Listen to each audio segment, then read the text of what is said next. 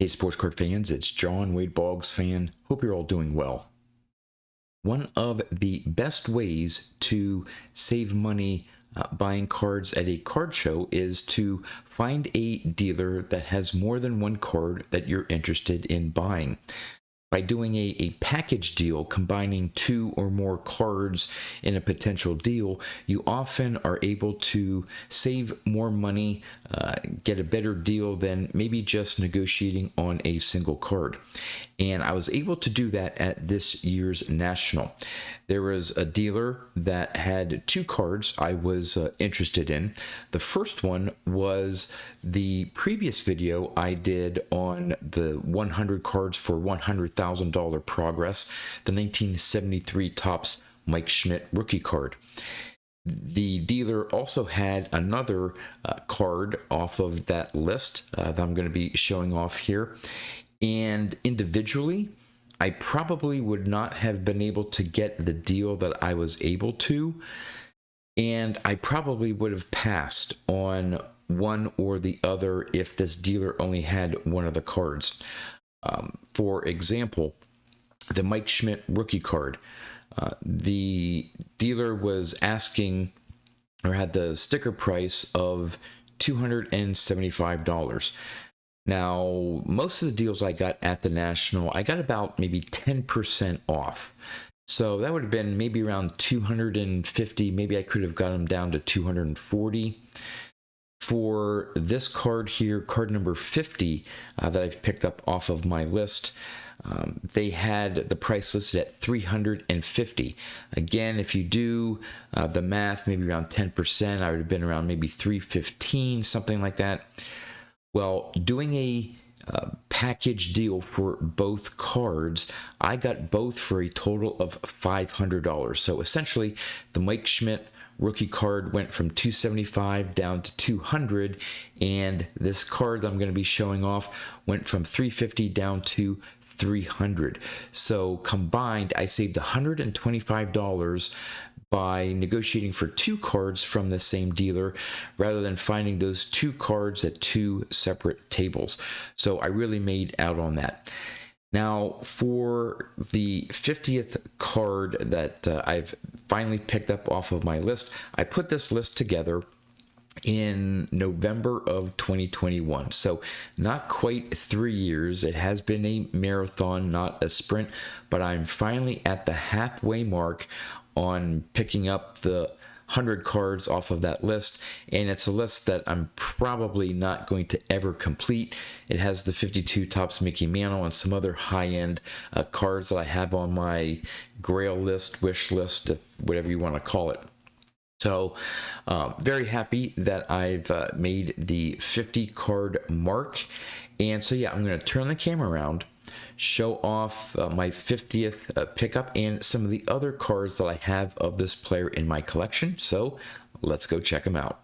Okay, now this 50th pickup is one of the three rookie cards that I was hoping to be able to finally pick up at this year's National.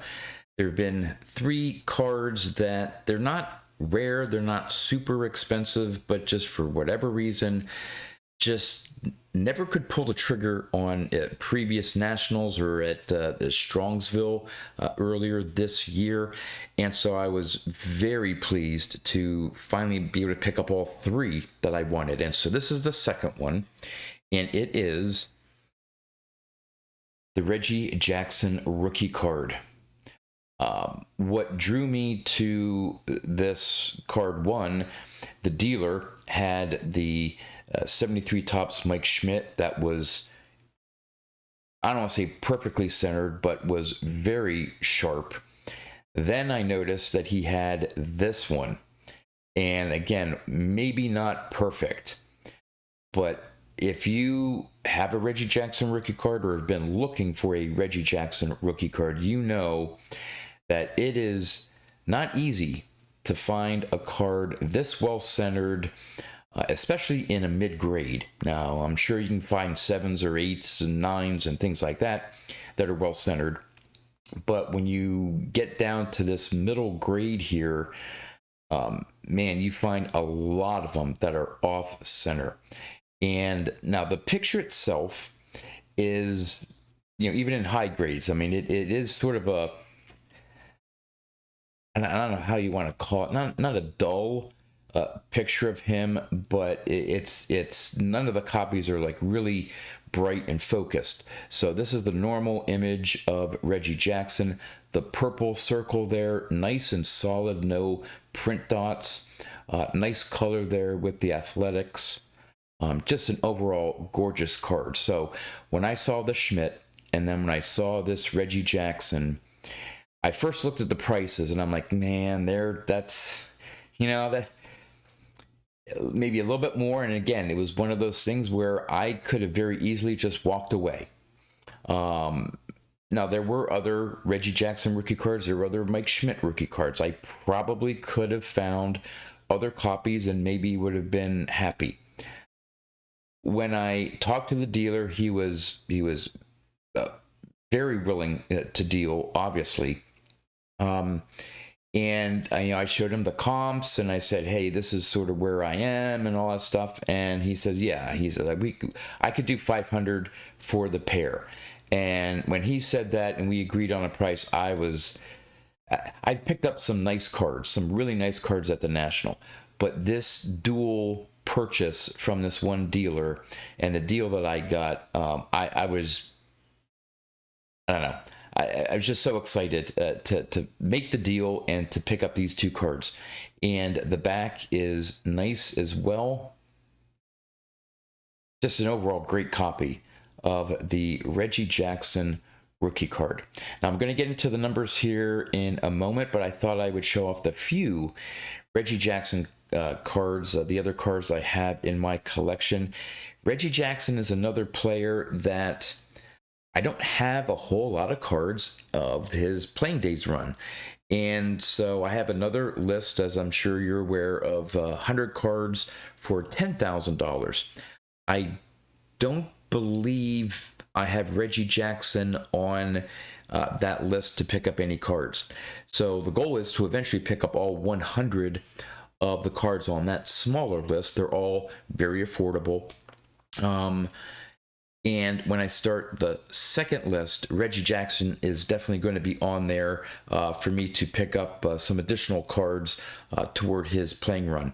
But the next one after his rookie isn't all the way until the 1976 Topps. Then I have I'm missing his 77. And the 77 is another one, just like the Thurman Munson, that it's so hard to find centered without ink marks on it, and when you do, it's a very high grade, like an 8 or higher, and they just go for a lot of money. So I haven't been able to find the right 77 Topps Reggie Jackson, but I do have his 78, which is one of my favorite vintage cards of all time. It just, I don't know, the 78 design, the colors, the all-star shield there, his swing, it's just, I don't know, I just absolutely love this Reggie Jackson card. And I do have his 79, sporting the shades. And then finally, I have his 1980. So again, not a whole lot of Reggie Jackson cards in my collection. One day I will be correcting that and picking up more, hopefully eventually someday, completing his playing days run. And this one here was the big one to get me on my way of working and completing his playing days run, his rookie card. So let's get into the numbers. Now, when I put my list together back in November of 2021, obviously prices for vintage baseball cards have changed a lot since nearly 3 years ago. Back then, they were still in the height of sort of the pandemic and the COVID euphoria and spending money on cards, and the prices were going up. Then they've come back down a little bit. So when I put the list together, I actually had the Reggie Jackson on the list in a PSA 5. Normally I try to, say, hey, let me try to find a PSA 4 copy, and I probably could have picked up a PSA 4 at the National. But, when I saw that card, I fell in love with the card, not the number. If that had been a 4 or a 6 and I still could have gotten the same deal, I would have bought it. So this happens to be a 5, and that was the grade that I had on my list. And it just so happens that I thought that for a PSA 5 way back in November of 2021 that I would need to spend $300 to pick up a PSA 5. And guess what? That's what I spent, $300. So this is one of those rare occasions where I haven't saved money from what I thought I would have to spend on that list, but I am perfectly fine with that. Having $300 for a target for a PSA 5, knowing where prices have gone up and down, and being able to pick this up for $300 when the dealer was originally asking $350, extremely happy. So I didn't save any money toward the $100,000 cost. So how did I do with this PSA 5 copy on its own? Well, the current VCP data has it on the low end, which I'm almost positive are off-center copies. You can pick them up as low as $185 in a PSA 5. Average, $270. And on the high end, $396 when sold on the high end. I'm sure that $396 was centered just like this. And I'm sure probably more than less of the average are probably still a little off center as well.